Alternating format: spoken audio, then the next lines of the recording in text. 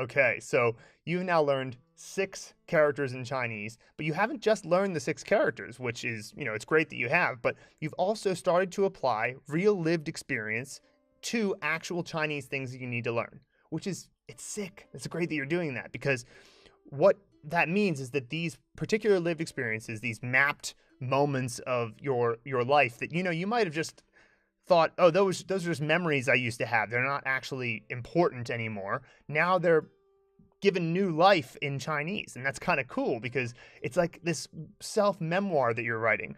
And so take the chance to congratulate yourself on starting to get the hang of this. And let's move on to the next time that we're going to apply one of these lived experiences to something you actually need to know in Chinese. So something you need to know in Chinese is that many syllables end in en. And so the next character we're going to learn is ren. And any character that you learn from now on that has a final that is ending in en will have a certain place associated with it. So that place is going to be related to either a person, a place, or a nationality, or a word that has something to do with en in English. So say it's a person. Well, maybe you had a friend named Karen growing up, and you went to Karen's house a lot because Karen, right? And her house could be the representation of en. Or perhaps you had a workmate named Owen. He was at the next desk next to you in your years working as a lawyer, perhaps as a paralegal.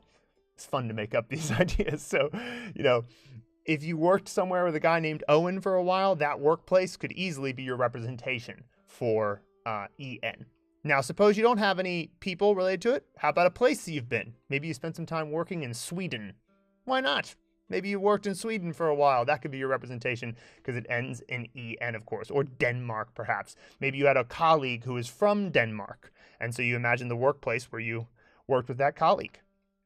You can also imagine a word that has the en spelling and or sound in the word itself. And so the way I recommend using these is reading through the words and just see if any of them trigger a place. So you're going English, enjoy, enormous, enough, enterprise. Enterprise.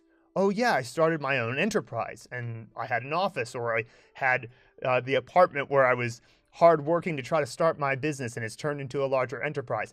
Whichever one you pick, decide which one has the most emotional significance. Say, okay, that's going to be my representation of en. Write it into your Anki deck, and then you did it. Now, from now on, that's going to be the place that is representative of the Chinese final en. So now that you got that down, write it in your Anki deck, and let's move on to the next video.